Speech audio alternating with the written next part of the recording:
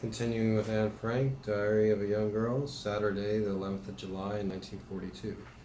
They just moved into the secret room, the secret hideaway. Dear Kitty, Daddy, Mummy, and Margot can't get used to the sound of the Western Room clock yet, which tells us the time every quarter of an hour. I can. I loved it from the start, and especially in the night, it's like a faithful friend. I expect you will be interested to hear what it feels like to disappear. Well, all I can say is that I don't know myself yet. I don't think I shall ever really feel at home in this house, but that does not mean that I loathe it here. It is more like being on vacation in a very peculiar boarding house. See, she's such a positive optimist. I guess she says she gets it from her father, who was the only one that survived. Rather a spoiler alert. Rather a mad idea, perhaps, but this is how it strikes me. The secret annex is an ideal hiding place.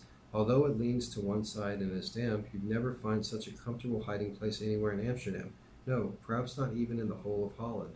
Our little room looked very bare at first with nothing on the walls, but thanks to Daddy, who brought my film star collection and picture postcards on beforehand, and with the aid of paste, pot, and brush, I have transformed the walls into one gigantic picture. This makes it look much more cheerful, and when the Van Dams come, we'll get some wood from the attic and make a few little cupboards for the walls and other odds and ends to make it look more lively.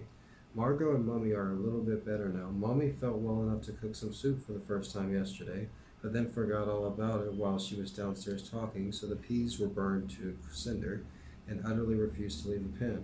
Mr. Coupouillas had brought me a book called Young People's Annual. The four of us went to a private office yesterday evening and turned on the radio.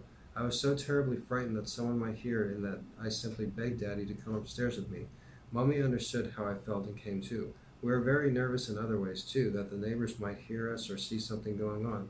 We made curtains straight away on the first day. Really, one can hardly call them curtains. They are just light, loose strips of material, all different shapes, quality, and pattern, which Daddy and I sewed together in a most unprofessional way. These works of art are fixed in position with drawing pins, not to come down until we emerge from here. Wow. There are some large business premises on the right of us, and on the left a furniture workshop. There is no one there after working hours, but even so, sounds could travel through the walls. We have forbidden Margot to cough at night, although she has a bad cold, and make her swallow large doses of codeine. I am looking for Tuesday when the Van Dams arrive.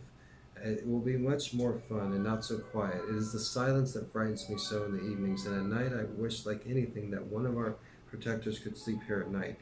I could tell you how oppressive it is never to be able to go outdoors. Also, I'm very afraid that we shall be discovered and be shot.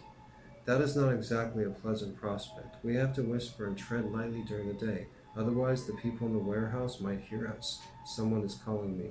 Yours, Anne. Anne Frank should have never had to go through what she had gone through, and her writings, her diary, teaches us how cruel and how evil the world can be.